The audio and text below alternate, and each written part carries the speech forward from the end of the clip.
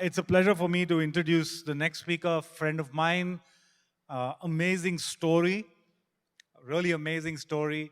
If I can share a little bit, really picked up from the streets of Mumbai. And today, God is just using him and his dear wife in such an amazing, amazing way. They run, they're an, both of them work together, next? they're entrepreneurs, and they run This a one is? cafe called Open Doors in Bangalore. So if you are in Bangalore, there are two places you got to visit. Definitely Open Doors, which is in Kotanur near SABC. You got to go there. Great stuff, I'm told. And close by, you got Chai 316 also, which is Brother Benny's as well. So you can go both places. But the next speaker runs this amazing business there, and they also run an NGO. Extremely talented musician, has composed several songs, Hindi songs, which are regularly sung in different congregations across the world. So ladies and gentlemen, without any further delay, put your hands together to welcome my dear friend Syed Badshah. You can do better than that. Syed's here. Good afternoon to all of you. Gina and I, my wife and I, are super humble to be in this platform. We consider it's a privilege, and I want to thank God for this opportunity. I also want to thank Brother Joshua, Brother Benny, and entire Lead Talk team for putting up such an amazing conference. My name is Sayyid Badshah Makrani. Now you may be wondering, what is this boy with the Muslim name standing in the Christian conference? I can only imagine 37 years back. Yes, I was born in a Muslim family with two beautiful sisters, and a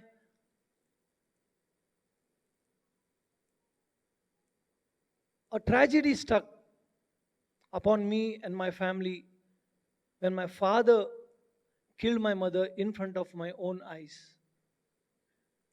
As a little boy, 3, nobody wanted to see that memory or have that picture in their mind. It stuck and it stayed forever. 2 of my sisters got me to Mumbai. Second tragedy happened. I lost both of my sisters in the crowd. You can imagine a 3-year-old boy standing at the railway station in the middle of the crowd, lost, lonely, fearful. I lost my sisters, I lost my mother, I lost my family, I lost my home, I lost my father, I lost everything. It seems like all the doors were closed on me. I began to beg at the railway station. These are all actual images. I began to beg at the railway station, sweep the train, eat the food from the garbage dump, not once or twice, almost for years. Many a days I would sleep hungry. Nobody would even come to ask me, did you get something to eat? Nobody ever told me, I love you, my son. I never had a footwear to wear I never had any blankets, never had any sweater. Winters and the rainy season were the hardest time for us. No bed sheet, no sweaters, sleeping in the cold. It seems like all the doors were closing upon me. In 1996, if you remember, the first McDonald's was open in India, and it was in the city of Bombay and a place called Bandra. Bandra is a very famous for Bollywood people and very rich people stays there. And a lot of the rich people were standing in the queue to get inside the McDonald's and eat what they were eating. They wanted to experience something. And as a little boy, I was begging outside the McDonald's and wondering, can I get a chance to go inside and eat what they're eating and experience what they're experiencing? Air conditioned, fancy, it was just new. India was just experiencing something like that. I never got a chance to go inside the McDonald's. In the night, I followed the staff And when they were dumping the leftover food from the McDonald's, I picked up the crumbs and I ate from the crumb. I took this picture, Lucky Restaurant in Bandra, 2 days back when I was visiting Mumbai. I used to beg outside this restaurant. I ate the food and I took a pictures. I used to sleep outside that restaurant. And I ate such crumbs for years on the streets of Mumbai. Even the doors of McDonald's was closed on me. I wonder, is there a God? I began to the temples. First, I went to the mosque because I was born in a Muslim family. I'm a circumcised Muslim. Islam, mosque did not answer my prayer. Went to the temple, didn't get any answers to my prayer. Created my own God with my own hand and worshiped that God. Even that God did not answer. Realize I'm about to be ended right now and I don't have any hope. All the hope that I had was that God can save me. And I realize now there is no God. What a sad thing for somebody when he loses the hope in life. At the moment, I wonder. And I just looked up in the sky, sleeping in the middle of the road below a traffic lamp at the Pali Hill in Bandra. I said, "Eh Khuda, क्या तू सच में जिंदा है? God, are you really there? Come and help me." Next day, a man named Matthew K. Daniel was passing through the train. And he saw me at the railway station, and Jesus spoke to him and said, "Do you see that boy at the station?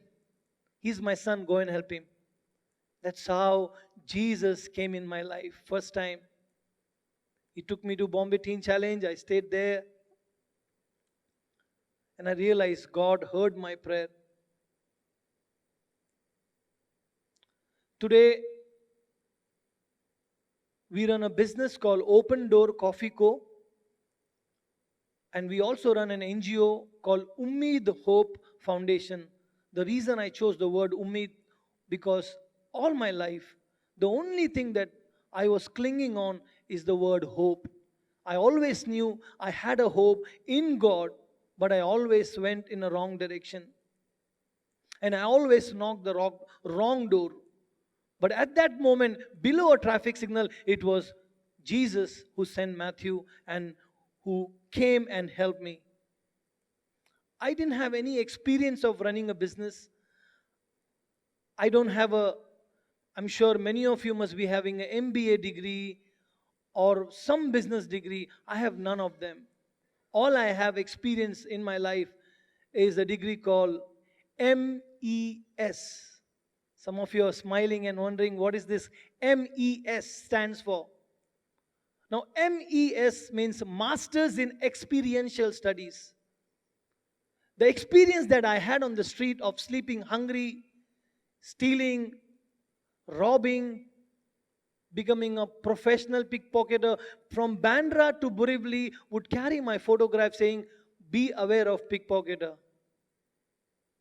In 1997, 98, I would make 2.5, 3 lakhs a month. You can calculate what it would be today. The only experience I had was to sell the stolen umbrella at the footbridge of railway station. My first experience of selling tambourine at Tilaknagar railway station and making a 40 paisa a day on a newspaper and using that money to eat food. Selling earrings and keychains and lipstick in the ladies' compartment and begging and also pickpocketing. All those experiences. I was almost beaten to death by a gang, by second most powerful gang of India in 90s. God rescued me out of those situations. All the experience of protecting myself from sexual abuse on the street and in government homes. All these experiences taught me and gave me a degree called MES. When you don't get food for 3 days, you will be end up doing things that you cannot even imagine. Surviving on the streets. I wonder what is my purpose. When Matthew came in my life, I'm sure you can understand my English, but I've never been to any English medium school. I've never got any formal education in my life. Directly applied for 10 standard, completed my 10 standard, 12 standards, bachelor's of theology, studied to be a pastor, worked in a church, travel as an evangelist, preacher, worship leader, motivational speaker in the school and colleges in India and around the world. I realized, what is my purpose? I was locked up in the prison for 4 years. And in 2003, on the day of Good Friday, I gave my life to Jesus. And that was a turning point of my life. I realized my life in my hand is very dangerous. I gave my life to Jesus. I did not change my name because this is the only thing that I carried from my childhood. I kept a Muslim name. I would have been dead. You can see a scar. Some of you were asking what is on your neck. I would have almost been dead. I had several scars on my body. God had a purpose for my life, bigger than the purpose that I could even think of myself. A Catholic lady came to the railway station and gave me bath, gave me food, and gave me shoes for the first time in my life. And that memory stuck in me, that Christian people are loving people and Christian God is loving God. I ended up having that memory till date. During the COVID lockdown, God gave me a vision to reach out to street children in Mumbai and do the same thing what that Catholic lady did, giving bath, cloth, food, and footwear. Around 700 children on the streets were blessed by this vision. I wonderfully, in 2016, I was getting ready to go to US, settle down. Brother came and shared about the USA dream. I also had a US dream. I was ready to go to US, settle down, study, work, and be happy in US. Again, I realized my mentor, my very close mentor, Dr. Rennie Samuel, encouraged me to study in India and study psychology and counseling. I laughed at him. I said, that's not my purpose. His wife told me, there is a difference between purpose and the means. I said, I'm a preacher, I'm a motivational speaker, I'm a songwriter. I don't want to work with the children. Now, what is my purpose in life? Beautifully, in that discussion, I found a revelation that there is a means and there is a purpose. God gives you this opportunity to meet people, to speak about your life. It's the means. You sing a song is the means to glorify God. It's not the purpose. All my life I was running after the means and neglecting the purpose. And that moment, the purpose was to reach out to the children who are like me, who doesn't have a hope, who doesn't have a family. If not me, then who would understand their life, their condition? Some of you have an experiential or information. Some of you have a theoretical information. I have the experience of living in the first hand. If not you, then who? To cut it short, I gave up the desire to go to US. I tore down my paper and put it in dustbin. I said, I'm going to study in India. God is calling me to India. And that's the reason I carry India on my shoulder. Brother Joshua yesterday beautifully said, God did not make a mistake of making you born in India. And 1 year later, I gave up the desire to go to US and put it in dustbin. 1 year later, my beautiful wife, I call her Gina, sweet Gina, a US came to me.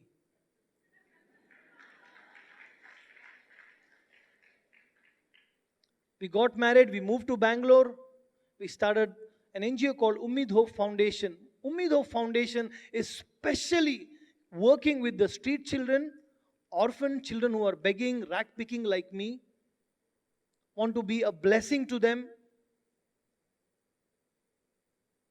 An orphan boy with no money, no family background, could not even dream of having a wife like Gina. They say two are better than one. I'm so privileged that I get to travel everywhere with my wife, and she's always, I'm no more a lonely boy. But there are so many lonely and orphan children and street children in India. There are more than 20 million orphans in India. And if not me, who comes from that background, who will go for them? All my struggles, all my tragedies became an opportunity to make a difference in the lives of others. God, pins by pin, started using every tragedies that happen in life. All my struggle on the street. All these children are from a Muslim background. They were being sent for rag picking and begging by their own family. Because of my name and my story, God opened the door for me to walk inside the community which was closed for anybody to come. And we were able to build a school for them. They have never held their own textbook all their life. This is the third year. They could not even pronounce the word good morning. And today they can use an English sentence. And they know the reason. They ask me, why are you doing this? What is your hidden agenda? The Islamic priest told me. I had to sit with the Islamic Federation and ask them. I said, I am doing this because Jesus did this for me. And He told me to do this for all the children who are like me. If not me, then who? You may be knowing this. Bangalore is the coffee capital of India. And my wife, she's been working in US in several coffee industry and restaurants. From the time she was a student, she carries her experience of baking and coffee. And as you know by now, what I too have one degree called MES, Masters in Experiential Studies. Her gifting of making coffee and making pastries and cooking, and my gift of MES came together, and we began to build a beautiful coffee shop called Open Door. More than 35 times this word is mentioned today. Have you realized that? Almost all the speakers have used this word open door. And we want to use open door to impact the lives of children or young women and men and give them an opportunity and experience and love. Let me tell you, I had almost 7 boys and girls from Tirjanpur working in the cafe. One of them almost shot a policeman and ran away in the fear and came. And we are able to work and show them love and help them to be transformed from picking a gun to becoming a barista. That's the story that we want to create before we die. Open door.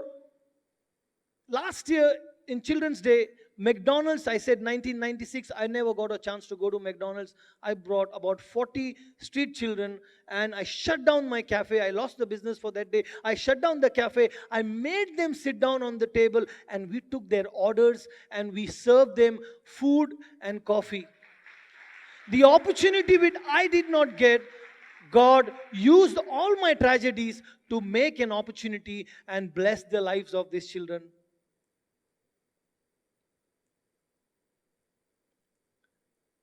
27 years before Dr. Matthew K. Daniel picked me up from the street, and 27 years later, we both graduated on the same day from the same university. He was receiving his PhD, and I was receiving my master's in counseling and psychology. Yes, I do have a master's in counseling and psychology. I took this picture and I showed it to him. I said, have you ever thought that one day we both will be graduating together, walking the aisle and receiving the degree? He said, no. I said, I can only imagine the joy that you have in your heart when you see a boy from the street to the place where he is right now. And I said, before I die, this picture became my mission statement, that I want to be a Matthew to somebody. I want to pick up the boy from the street and help them to be where God has placed him to be. Everything Everything Gina and I will do in all our life, the ultimate goal is to see the transformation happen in orphans and street children's life. That's the mission that we have. We at Open Door also aim to provide training to children coming from orphanage. We have several people working in the cafe from coming from disadvantaged background. Yes, it's a 1-year-old business. I don't have a degree to run. I don't have an experience, but I have the favor of God and the experience that I've learned on the street. And we are successfully completed 1 year. You have to come to see what this place is like. If you are in Bangalore, if you are a specialty coffee drinker, you will not miss our cafe called Open Door. As I was sharing my story, our life have so many experiences, and every experience is like a piece of puzzle. I was in US last year, December. My wife and her family love to play puzzle, and they were doing 1,000-piece puzzle. Can you imagine? I was like, how can you even finish it? But they all sat and they finished it. I remember one piece of puzzle missing, and it was looking incomplete. And that made me realize every single piece of puzzle is very important for your life.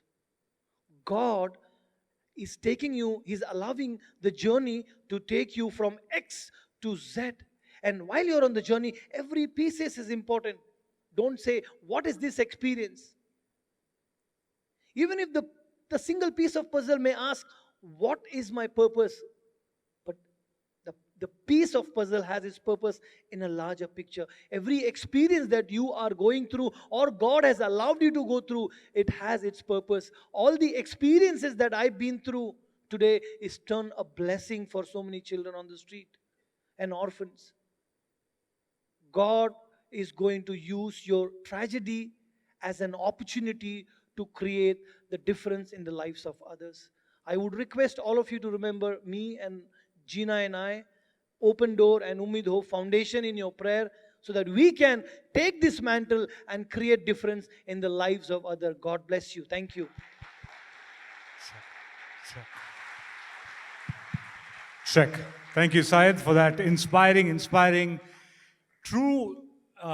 We hear this term so often, right? Rags to riches.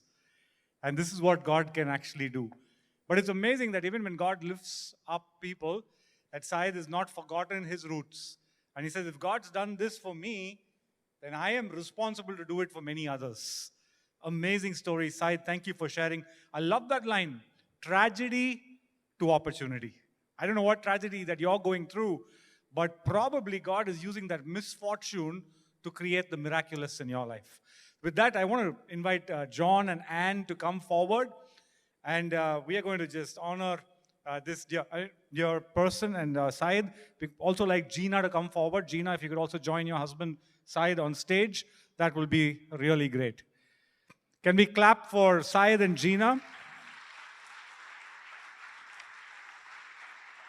And it says Hope Brewer. Hope Brewer. Open Doors is the name of the business. Please go to Bangalore. You can mention LeadTalks and get a 50% discount. No, I'm joking. You won't get that.